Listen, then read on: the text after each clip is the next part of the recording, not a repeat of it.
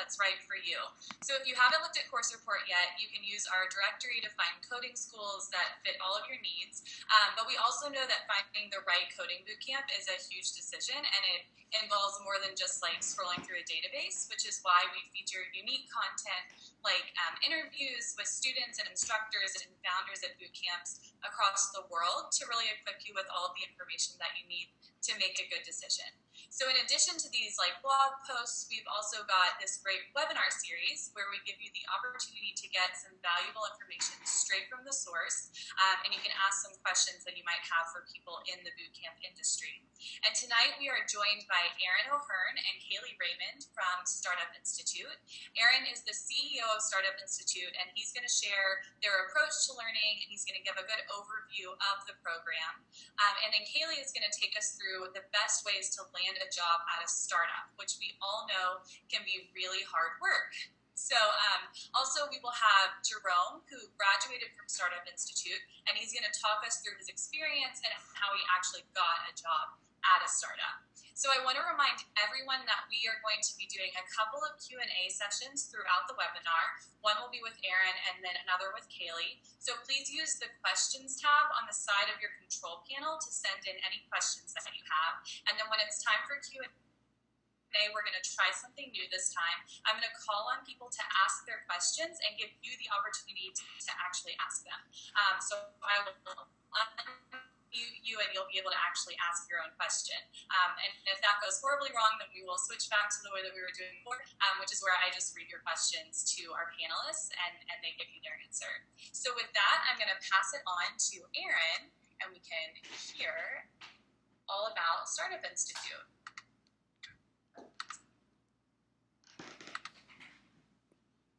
Right on. Thank you, Liz. Well, you're phenomenal at speaking to the world and explaining what we're doing here. So I appreciate the introduction and obviously the time to, sort of help educate folks on what we're trying to do and why we're here. So I'll try to keep sort of this component short and certainly open it up to any questions that folks have. And I think that Kailey's component will have a lot of really tactical and certainly valuable advice, and Jerome's story will kind of help speak to just evidence of what we're really trying to do. Let me see if I can get this little ditty up here so you guys can see a little bit, just kind of a quick deck here. Ultimately, I just sort of wanted to explain what Startup Institute is, ultimately what we believe in, sort of share a couple different facts that I thought would be particularly interesting. And then again, just open it up for questions. So let's see here. Ultimately, Startup Institute is a career accelerator. I think if you really were to boil that down and really try to understand what we do, the best way to think about it is that we are here to help people find jobs that they love, right? Everything that we do, all the work we put in, our entire team's mission for being is to help you be fulfilled in your career and in that next step. Our belief is that, startups represent an incredible opportunity, an incredible career path for people to really be fulfilled and act with purpose within their jobs, right? So when we're looking at this, we're saying, okay, how do people become really fulfilled in their careers? Well, they ultimately, do something they're passionate about and do something and really just, again, act with that purpose. And for us, early stage companies and other sort of growth companies represent the best opportunity to do that. The sort of short genesis of where we came from might be helpful to explain, how we got here. Myself and a few others, including 3 of our other co-founders, were a huge part of Techstars here in Boston and also nationally. Over and over again, we kept hearing from companies who were raising money, growing faster than their capital could support, and they're saying, "Look, we have money, we have great resources, customers are coming to us. The one thing that's missing is great talent. How the hell do I find amazing people who are able to be self-directed, to understand what it's like to work in this environment, to really, push through ambiguity and just constantly make progress. And so over and over again, we heard from companies, hey, we really need a specific, sort of mindset in a person. We need people to be acculturated and ready to adapt into this environment. And at the same time, with all these companies really talking through their needs to us, my job especially was to be out in the community and out in Boston and just talking to people about how Techstars could be a better platform and how it could do a better job connecting people within the community. And so over and over and over again, the common question popped up, which was, hey, how do I find a job at a startup? I'm technical, but I'm not sure what I want. Or I have, sort of QA experience, but not development experience.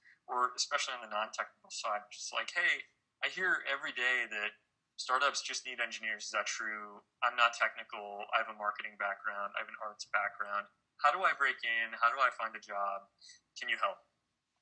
So sort of if you can put some of these pieces together, what we did was put together a program where the curriculum was based entirely off of the hiring needs for all of these high growth companies and set up an application process and an admissions process, which has evolved to help, sort of understand what people's motivations were, understand, their level of coachability, understand their intentions and expectations, and really help bring them through this program and help them find an incredibly awesome job at a great startup. We started here in Boston, well, here where I am. We're all in different locations on the webinar, but we started here in Boston. We have programs that also run in New York City and Chicago. We'll have a program off the ground in Berlin as of next Monday. Right, something that might be sort of a unique component here with us is that there are actually 4 tracks that are a part of the program. Right, web development is a huge, huge component, as is product design and product development. We also have technical marketing, which is a huge, huge growing area for a lot of high growth companies, and sales and account management, which, contrary to many people's belief, is an incredibly critical place for companies to invest in and to grow.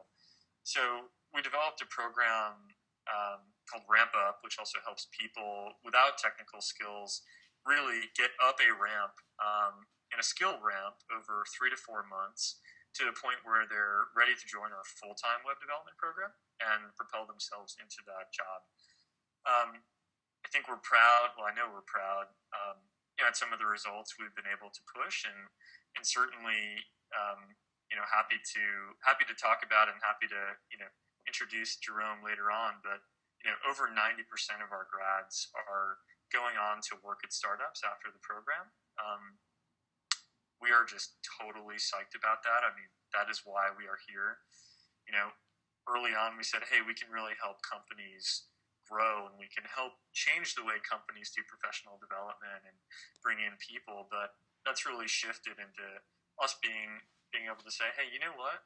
We're really here to help people find jobs they love. We're really here to help folks be fulfilled in their career.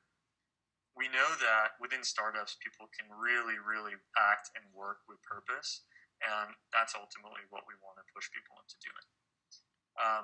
So, I mean, that's basically my spiel. I apologize if it's a little bit awkward talking into the screen where I view myself. It's sort of strange, but I'm happy to sort of kick into Q&A mode if there are questions, or, Kailey or Liz, if you think I missed anything, I'm happy to sort of jump back to that.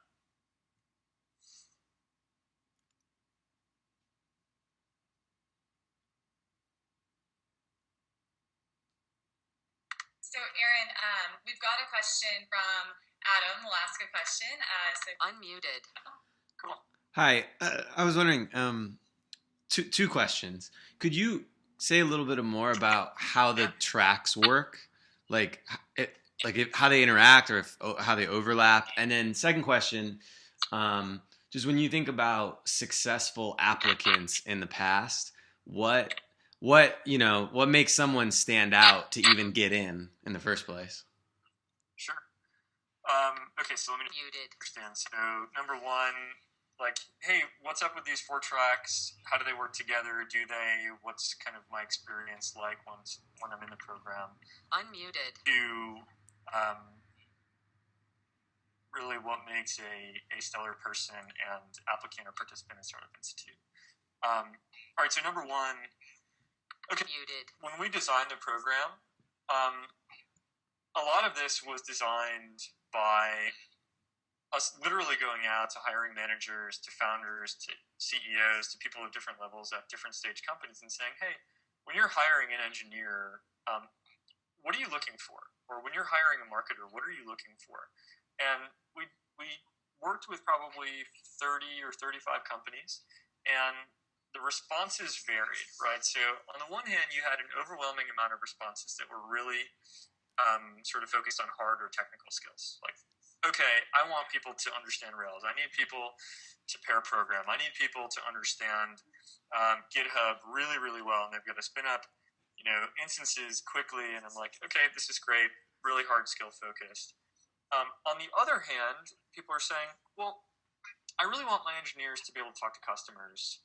I want them to be able to work with product people. I want them to understand what marketing is doing.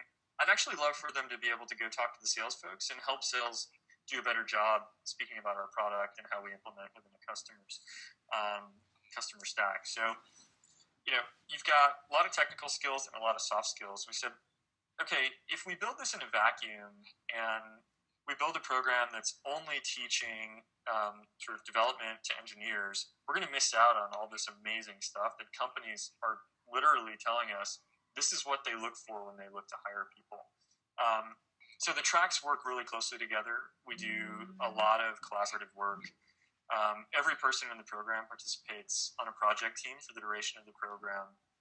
Project teams are cross-disciplinary, so you've got engineers working with product people, working with marketers, working with salespeople, all focused on the same project. So it's really providing that real-life experience where people are saying, yeah, okay, I came out of the program, and yes, I was in the web development track, but yeah, I worked with customers, I spoke to marketing, we collaborated with product, and here's what we built.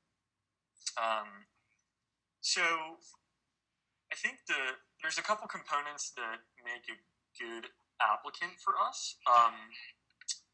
It's hard to, so we were actually going through an exercise pretty similar to this recently, but there's a couple things that if you looked across all of our graduates, that you would see as being consistent, and you can map this back into the applicants. And I'd say a huge sort of component of what we're looking for is coachability. We want to understand how adaptable people are. We want to understand how comfortable they are with change, how comfortable they are without really knowing where they're headed, but still being able to make progress against something. We want to understand when they were in scenarios in the past and they wanted it to go differently, what could somebody have said to change their mind, right? How could they have received different coaching to push them in a different direction? The other thing that we look for is aptitude.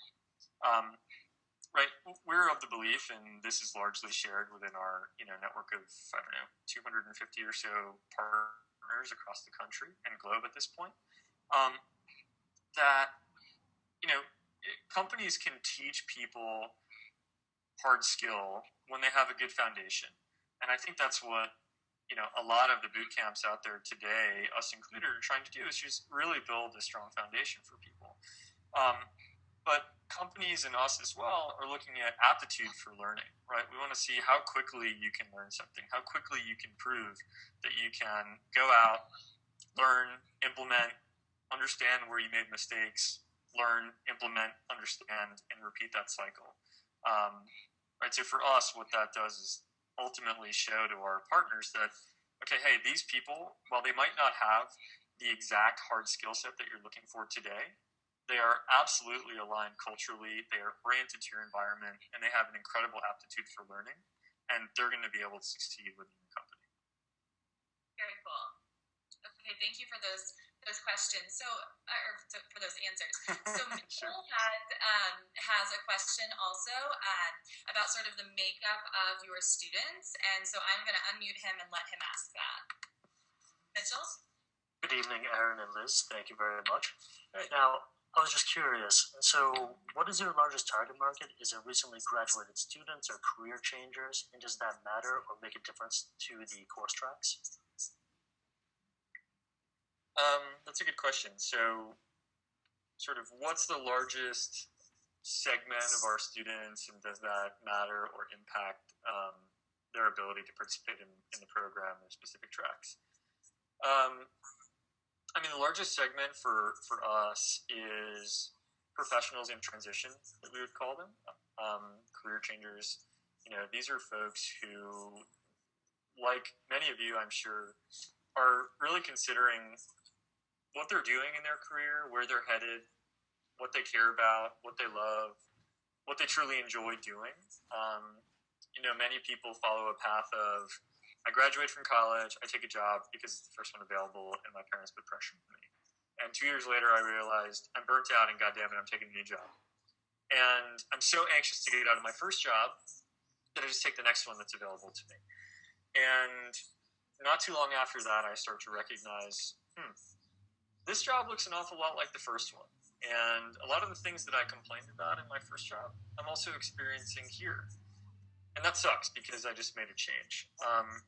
So for us, a large portion of our students are folks coming off of that, and they're saying, okay, I've got a couple options in front of me. I could go to business school. I could do, a more formal graduate school program. I could go travel for a year and explore and find myself and discover what I care about and, understand where I fit into the world. Or I could, stay in the status quo and sort of ride it out. And, I think what brings a lot of people together in our program is that common bond that they were really trying to sort of find themselves, and we're having a really hard time doing that on their own. Now, their ability to participate in specific tracks based on sort of what their background is less tied to sort of the stage of their career and more tied to their current experience and what they expect to get out of the program. So, I think, so maybe a good example would be, okay, if I'm a recent graduate who's ultimately coming straight out of school, or maybe I've worked for a year, at an agency or something like that, I shouldn't expect to come through Startup Institute and be hired as, the VP of acquisition marketing at a really rapidly growing company, earning $200,000 a year. I should expect to leave the program, have multiple job offers, and have those be at levels and roles that are right for me and that are going to provide me a platform and growth opportunity. Earning, I don't know, depending on the market, anywhere from $50,000 to $80,000. I think if you're coming out later, and you're sort of, hey, I'm 29 or I'm 30, instead of going to business school, I'm taking this opportunity, to really define myself, develop a new professional network and a new family of people that I can count on, and also, retell my story to the world and to what I want to focus on. We've definitely had instances where people are hired in at, executive levels, VP levels, earning much more money than I earn and much more money than other folks in our company earn. And it's awesome to see that happen. It's really tied to where people have come from and what their expectations are coming out of it. Awesome. Okay, we're going to take one last question from Rigo. And then Marshall also has a question, but I think it is probably suited more for Kailey or for after the next sort of section of the presentation. Okay, so Rigo, I will let you ask your question.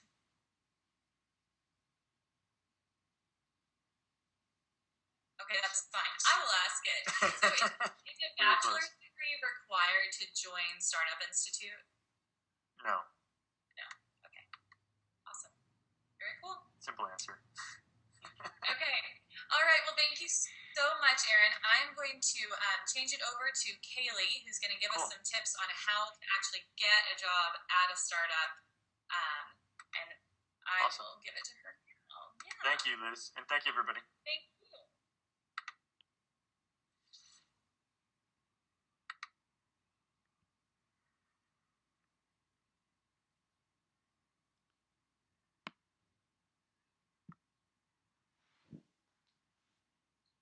Kailey, if you just unmute yourself, then I think it'll be good.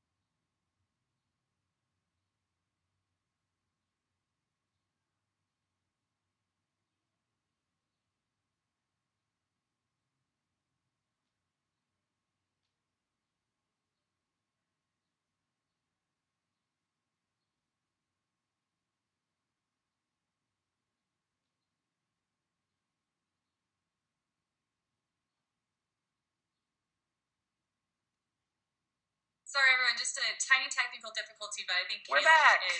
Yeah, she's back. Okay. I'm back. So technical difficulties, everybody, but welcome to my presentation. Can you hear and see me now?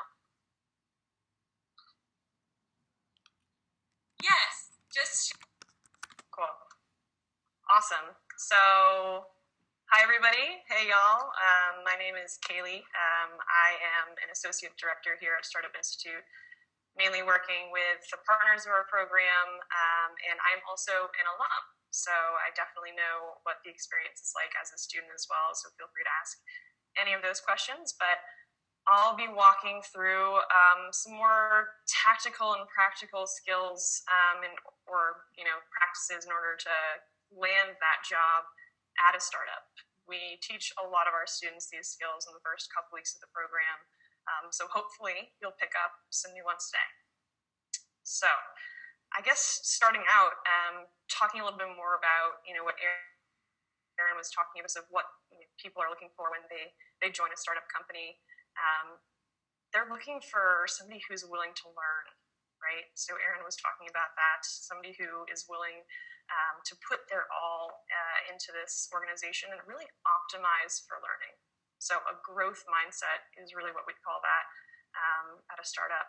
That's certainly something that is super important because things are changing and your role may also change. And that definitely has a lot to do with your ability, willingness, and capacity to learn quickly. Another thing that startups are really looking for is this emotional intelligence piece. So I think Aaron also touched on this. It's part of our core curriculum in order to, put some color around the difference between an IQ and an EQ. So emotional intelligence has a lot more to do with self-awareness, with communication skills. And so emotional intelligence is really what sets a lot of people apart in terms of, becoming a part of a startup. It's really one of those things that we focus on here at Startup Institute. And there's tons of articles online that you could read after this that have a lot more to do with the importance of that and how they link up to a startup. And then I think that one of the last things that we're really looking for as startups is this pay it forward attitude. So it's somebody who is willing and ready to be what we call a go-giver. So one of our students actually came up with this term, but we really like it. And it basically means that you're willing to share your network. You have a pay-it-forward attitude. When somebody asks a question, you also ask, how can I help? Always having that attitude of mutual respect and understanding that you are constantly learning and constantly giving back. So, these are just some of the bullet points, but, certainly learning, risk-taking, and paying it forward are a few of the keys to take away from this. I guess next, which is a little bit more tactical and practical, is like, how do you even know if a startup is hiring? It's difficult. I'm sorry? Do you mind just sharing your screen so everyone can see your presentation? Sure, absolutely. So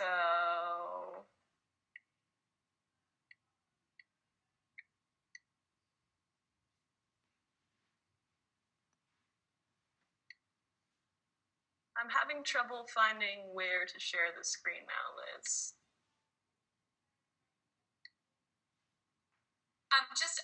It's totally fine if you can't do it because you're giving us great information, but just right under the video camera button, there's a little... There? Here we go. Okay. Are you seeing my screen now? Yes. Awesome. Show my screen. Great. Okay. So everybody, now that you can see my screen,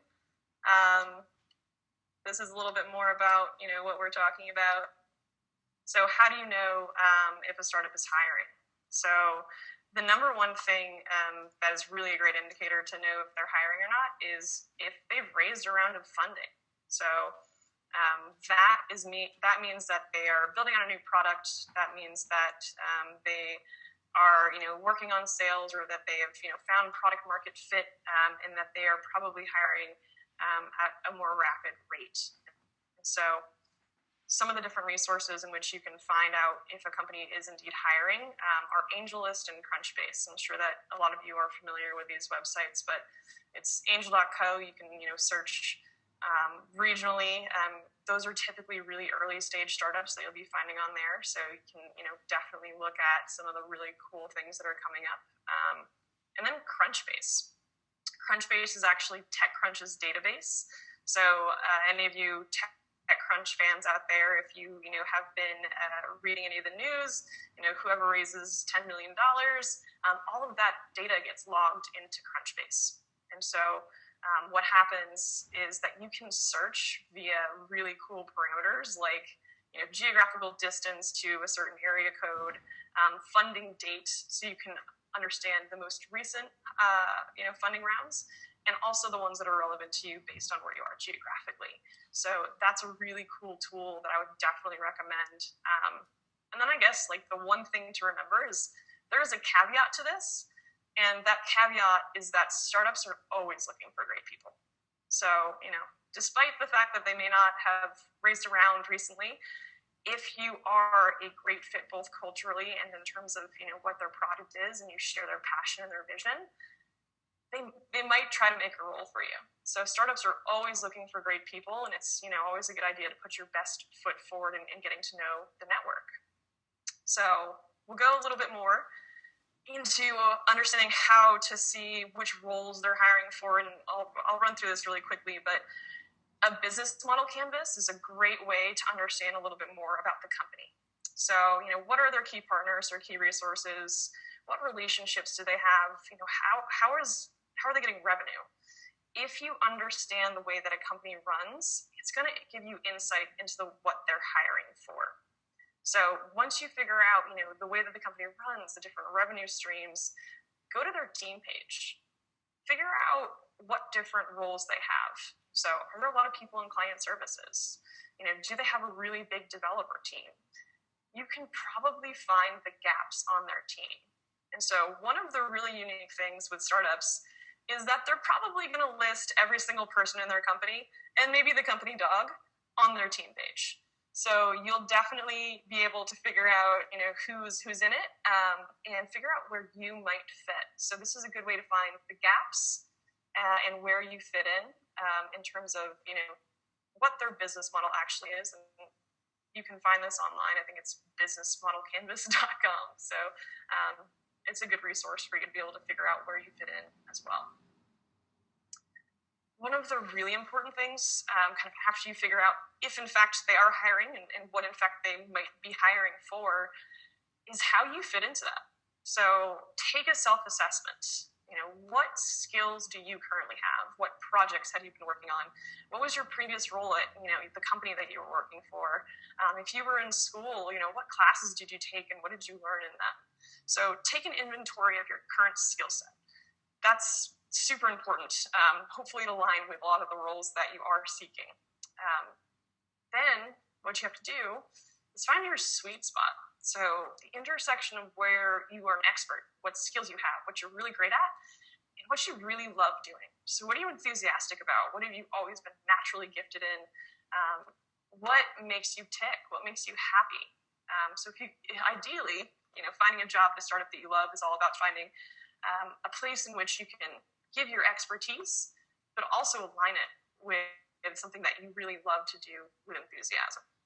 So hopefully, based on the fact that you're taking inventory of your skills, you're understanding what you're really good at, both naturally and from your studies and your past work experiences, you can begin to craft an ideal job description. And I think that there's 3 things that are really important when crafting this.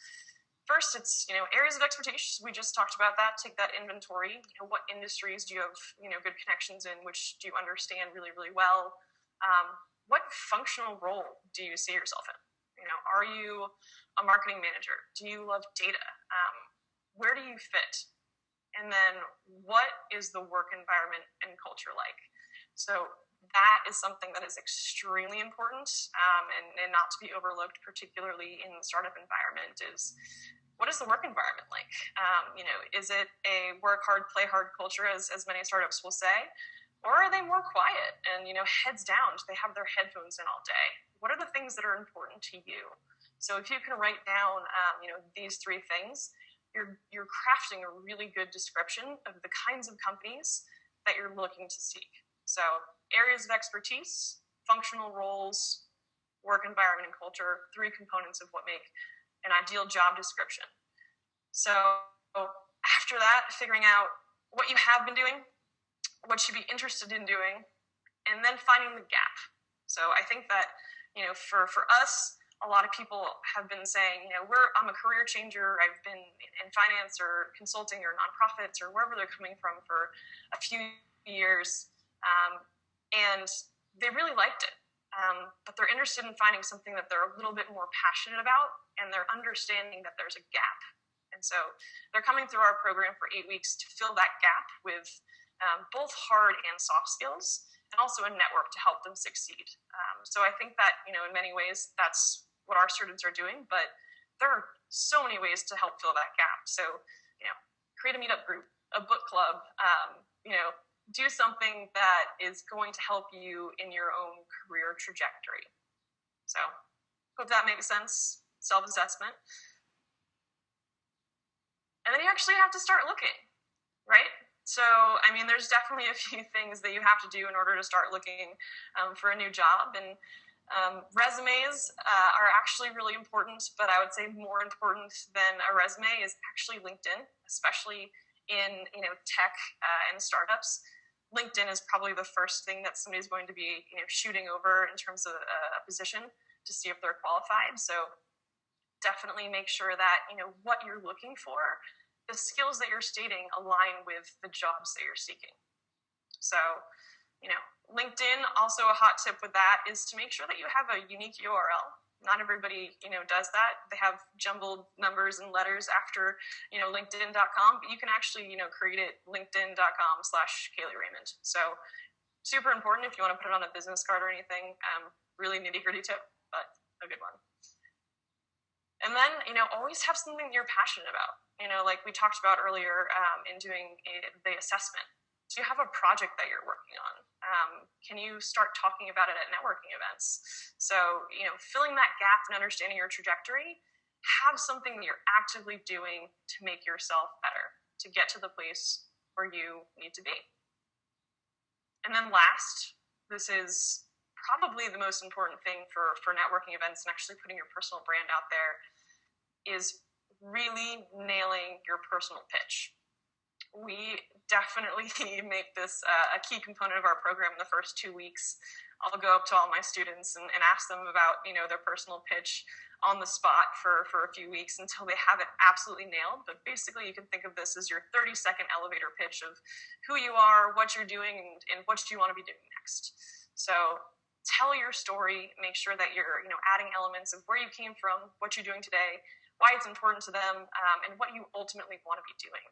This is, your key at networking events to be able to succeed and make really good connections. So some hot tips, actually start looking. That is definitely really important in a job search. Super important for us. We make sure that all of our students are actively going out to networking events, local ones on a weekly basis. We recommend at least 2 per week. Eventbrite, meetup.com are probably the best resources that we know of to find all of those local events. But within your region, there's certainly ones that are really localized, like Built in Chicago or Bostono.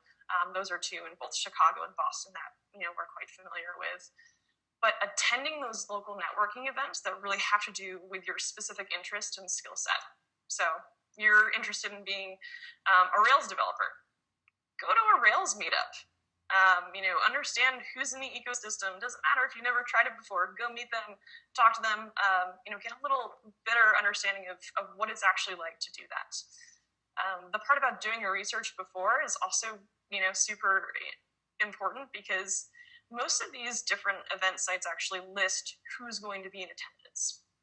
if you can pick 3 names before and just have a strategy, just, go in and introduce yourself to those 3 people. That could be the difference between, having success at a networking event and standing in the corner. So it'll give you more of a prompt to be able to succeed. Never leaving a meeting without intros is all about, making connections and making sure that you are, making your personal brand known. So I'm sure that, going to networking events, everybody's looking to meet people, and they're also looking to make connections between people. So often times the person that you're talking to isn't going to be immediately important to what you're seeking, but their friend might be. So, figuring out a little bit more about them and who they might know is also super valuable. So one thing that is different about startups is that a lot of them are looking for volunteers or interns, and that could be at any point in your career. And there's always work to be done. And so just being very open to starting new projects. Maybe this is your project that helps, you with your trajectory in your career. Being willing to volunteer for these companies for a couple of months to gain a skill set and actually understand the culture of a startup could be really great. And I'm sure, if they have a great time with you on their team, then they'd be more than willing to facilitate those introductions as well. So get to know them, because they didn't know that they were hiring until they met somebody like you. And the first step is actually getting out there and meeting the people. So some really tactical tips and tricks. I used to be a terrible networker. It's true. But then, I don't know, you gain confidence and you meet a lot of people who are just so helpful. So never underestimating who somebody is and how you can help each other is probably the best tip that I could, give anybody at a networking event is, you might not think that you have anything in common. And it turns out that there's a whole, a world of possibilities of ways that you could work together. So, even if today the relationship isn't valuable for you, maybe 2 years from now, they're starting something that is super exciting. And the fact that, you have that relationship really behooves you in the future. So finding common ground, taking an interest in what they're saying, and definitely asking a lot of questions, obviously super important. This is a funny one, but a tactical one. Always having something in your hand, right? So like having, a glass of water, a beer, whatever is at the networking event in your hand actually makes you less nervous. And, you don't feel awkward, and you don't, hands were never so strange until you had to do, you didn't know what to do with them at a networking event. And so always having something in your hand, a crumpled up napkin or a beer, seems to help with nerves at least. So try that next time you're out there. And then a really, really simple one, starting conversations can be really hard and stressful. You don't know who to talk to. Really, just go up to anybody. Everybody is there. They're there to meet you. They're looking to meet people in tech and startups. So it's simple. Hey, my name is Kailey. What brings you here? That's the easiest way to start a conversation. So that's honestly the best tip and trick I can give around actually starting it. In terms of once you're in the conversation, you're having that, good talk, and you're 20 minutes in, you totally blanked on their name and you're about to leave. Don't ever forget somebody's name. Just ask them. So, it's never offensive if you say, hey, I totally forgot your name, but I really want to remember you. So what's your name again? That is honestly going to make them feel really great. So just ask them for their contact info, ask them for their name, so that you do remember that conversation that you had. So, really important, if you have one genuine convo, know that it's better off than if you talked to 10 people for 30 seconds. So a lot of people go into a networking event and they try to meet everybody in the room, but we found that the most effective way to actually go into these rooms is to meet one person and have a really genuine conversation with them for 20, 30 minutes, really get to know them. If you do that, you've been successful. And the one thing about networking events that is probably hardest to remember is following up. So you go, you have these conversations, but it honestly didn't do anything for you unless you have a follow-up conversation. So grab their contact info, grab their email, their phone number, and make sure that you follow up. It's crucial because otherwise the relationship ended that night. Some more really, really, tactical, practical things. One of the things that we teach our students is that there's a huge difference between warm emails and cold emails. So warm emails are from, somebody that's a mutual contact. So, I know somebody who you want to know, ask me to introduce you. That's a warm introduction, and it's always better to get a warm introduction than to send a cold email. So it gives you, more clout. Somebody's more likely to open that email. So if you are looking to, meet somebody from a company and one of your friends knows somebody who works there, ask them if they can give you an introduction. It's definitely going to help you get in the door a little bit quicker. So cold emails, obviously not preferred, but don't worry, you can totally do them. Crafting them is also super important to networking and making sure that you are meeting some great people. So don't fear cold emails. If you can't get a warm introduction, please always do a cold email. Always keep them short and sweet. So 3 lines is pretty much the maximum of emails. People kind of tend to blank out if you give them really, really long ones. So make sure to keep them really, really short. And then some really key tools that we love here at Startup Institute. We can walk through them each for a couple minutes, but I would really encourage you guys to all write these down and definitely install them. They're all Gmail plugins, so they're really cool applications. The first one is called Yesware. It allows you to create email templates. It allows you to BCC to CRM systems. But really, really fun and really, really cool is that it allows you to track when somebody has opened your email. So this is really cool when you're, sending all those warm emails or cold emails to be able to see if somebody's actually even reading it. So I'm sure that we've all experienced this where you send an email and it's been a week and you haven't heard back and you don't know why. With Yesware, you can actually see, if they've even opened it.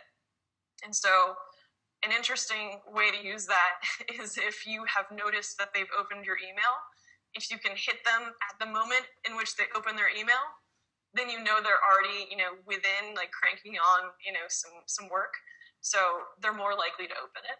But it's a really useful tool that we train all of our students to use. It can definitely help with a lot of stress that goes with emailing. So I would definitely recommend it. Reportive is also one that we use every single day here. It allows you to figure out anybody in the world's email address. So what it is, it pops up a profile of somebody right next to their email address with their picture, all of their social profiles from LinkedIn to Twitter, etc. If you get it right, if you get it wrong, none of that information will show up. So you can figure out somebody's correct email address by the fact that certain social links are actually connected to it, and Reportive will show you that. The best, the best way to reach anybody at a startup is probably their first name at theircompanyname.com. So you can definitely test that out, but I'm sure that you can test, all of the other different combinations of name, first name, last name as well on Reportive. Charlie app sends you reports of all of the different meetings that you have going on that day an hour before they happen.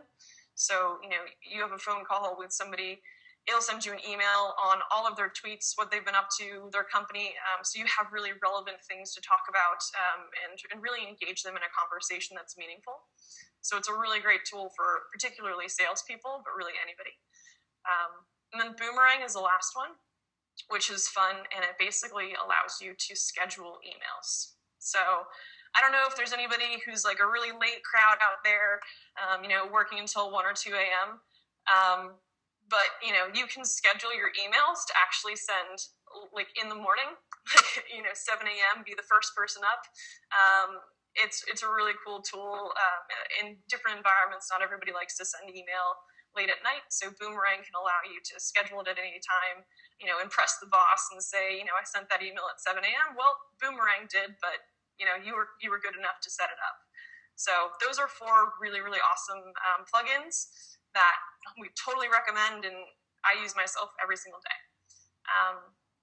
And then, within the email, again, short and sweet, but all you have to do is say who you are, what you're doing, why it's relevant to the person that you're trying to email. And then if you'd like to meet them, always have an ask in an email, but if you'd like to meet them, have a really specific date and time. I'd love to meet you at your office at any time, or a coffee shop around you, between the hours of 4 and 6 p.m. Be very specific so people can say yes or no. And then the last one is really all about community. So I think that, Aaron talked about this earlier. What we do is really leverage and develop communities.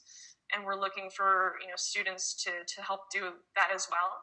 And so being a part of this ecosystem and actually being able to get a job at a startup has to do with, the people that and so building out community relationships, knowing the ecosystem, being able to talk about it in an educated way, knowing, who locally has been funded, that's really going to set you apart. It's going to make you, seem like you really know what's going on. You're really abreast of what's happening. And so keeping on top of that, going to all these networking events and making sure that people know you, you're going to become top of mind when they have a position open. So, integrating yourself into the startup community through all of the different things that we've talked about today really has to do with your long-term strategy and being a part of this ecosystem. So I think that is really all that I have today. Liz, I know we're going to go on to Jerome soon. So, yeah. But thank you so much, Kailey. That was awesome. I feel like a lot of those Gmail plugins I'm going to go download immediately, but very, very cool.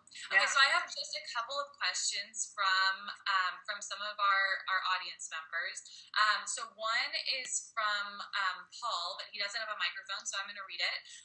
What has been the experience of international students getting jobs after finishing the program, and have they been able to get assistance? Have you had any experience with that?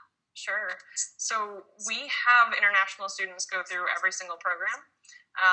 We do not ourselves sponsor any visas, and so that has a lot to do with the student who's coming in. We have had success with international students getting jobs at startups and companies after graduation.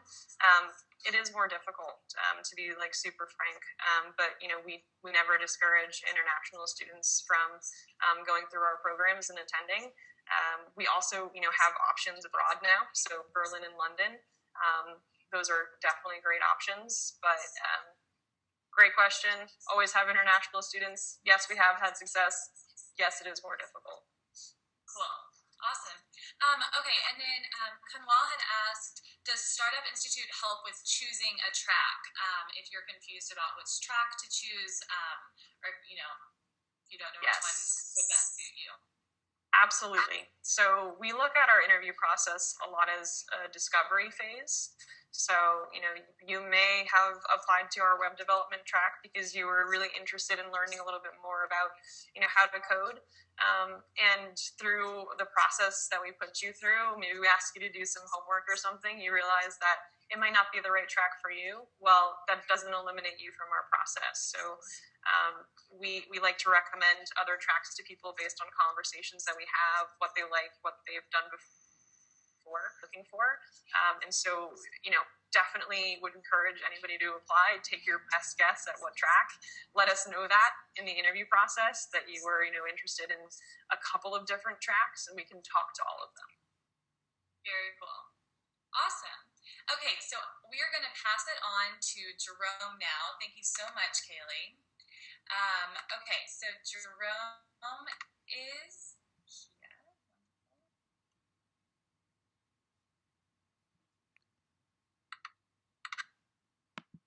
Hi, Jerome. Okay, we're so excited. Oh, Hello. yeah, You guys hear me? wonderful. Yep, we can hear you. Okay, so we're really excited to hear about your story and your experience. And I've got a question that someone sent via email. So if you can just sort of like answer it in your talk, I feel like it really applies to you.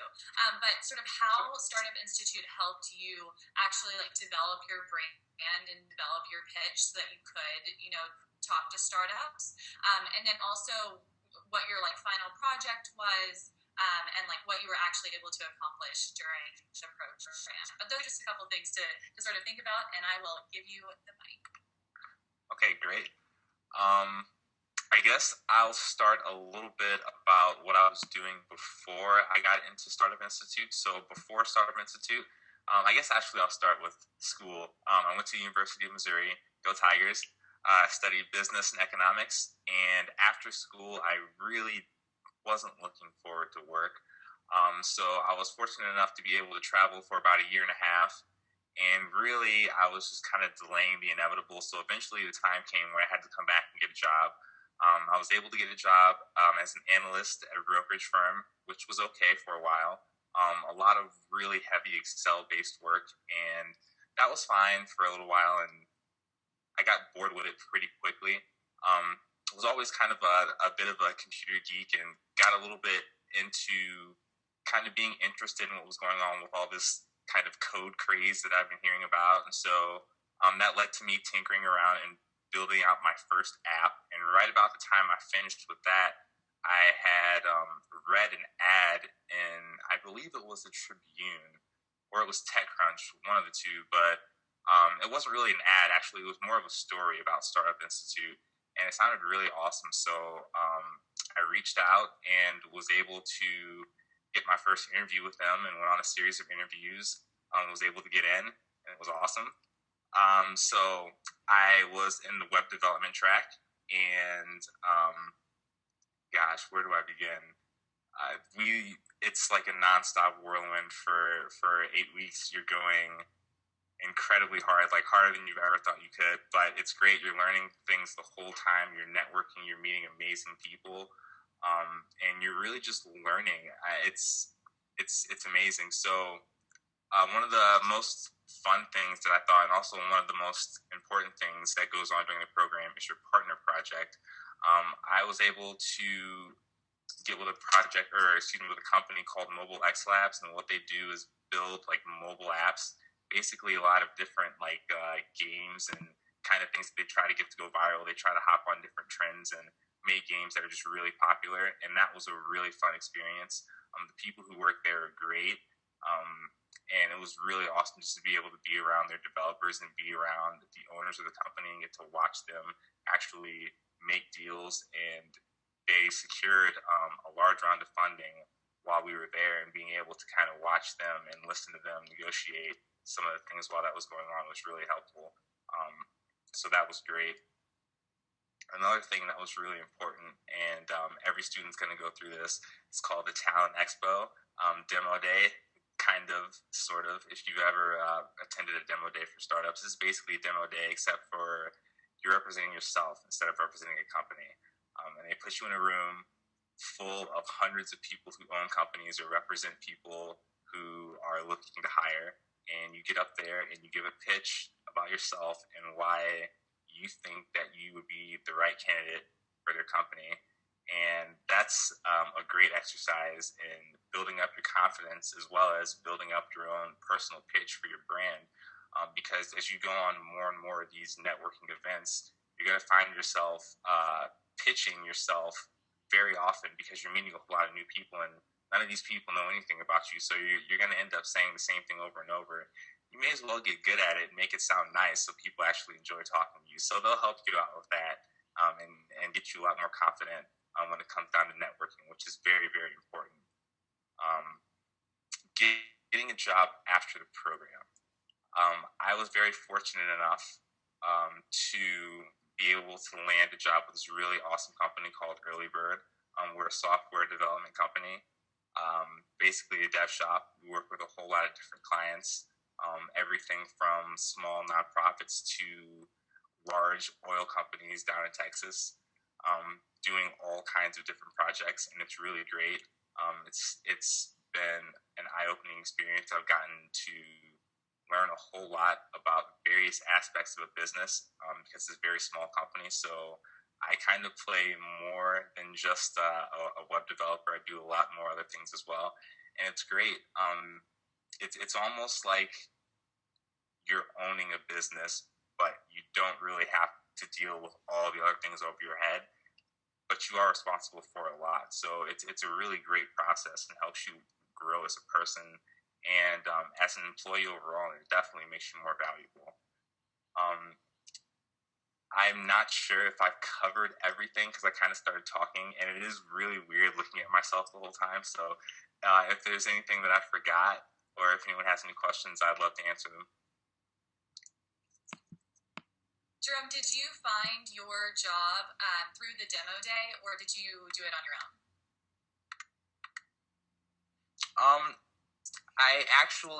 It was kind of a mixture of both. So before the demo day, I had set up a coffee date with the head of operations of our company, and that went really well. And after the demo day, I was able to meet with our technical director and kind of set up an interview with him from there. And so, yeah, kind of a mixture of both. Like, I met the technical director at the demo day, but I'd kind of been talking with them and I kind of introduced myself to them throughout. So, kind of a mixture. Very cool. Did you feel like during the Startup Institute program that you did, like you were being prepared for those interviews and, for those pitches? Oh, 100%. 100%. They gave us lots of different opportunities to go on mock interviews, and you also got feedback on those interviews on things you did well and things you need to work on. And so each time you knew exactly what you were weak at and what you needed help on, and areas where you can improve. And also throughout the program, you're very likely to be going on real interviews at the same time as well. And your first ones may be a little shaky because most likely you're going to be entering a new field, and so it would be your first time going on an interview as a web developer, and you really have no idea what to expect.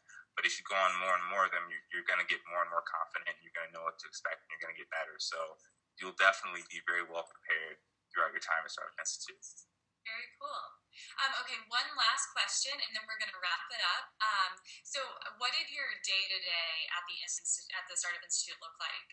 Kunwal had that question. Sure. We would get there in the morning. I'm not sure if it was 9:30 or 10:30, but either way, it's kind of irrelevant. So we would get there and have a stand-up meeting where we would kind of talk about what we were going to do for that day. That would usually last not very long, about 10 minutes maybe. Then from there, we would have about 2 hours. Our in tracks, so each of the 4 tracks would kind of split up and do their own thing for about an hour or 2 hours. After that, we would come back and we would all have an all hands. We would all get together and kind of go over our lessons that way for about 2 hours and learn various things and have people come in, give us presentations. Maybe, someone, the CEO of so-and-so company wants to come in and talk to us about what it's like to be a CEO. And those happen pretty regularly, almost every day. And that would go on for another couple hours. Then we'd eat lunch. After that, we'd come back and have probably another hour or so of in-track work.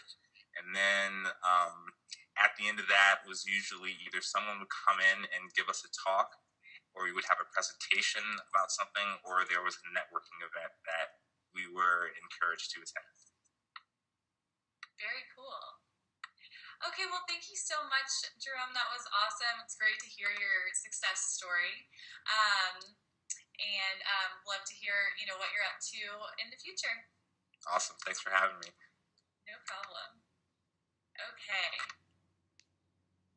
All right. So, everyone, thanks so much for joining Course Report and Startup Institute for this webinar. Aaron and Kailey and Jerome, we can't thank you enough for being here. And if you have any additional questions for Startup Institute, please send any of your questions to info@startupinstitute.com, and I'll be sending out the contact info after this. And then if you have any questions about Course Report, please don't hesitate to reach out to me. We will send out a recording of this webinar webinars. So you can check your inboxes for that, and you can share it with your friends who might not have been able to attend.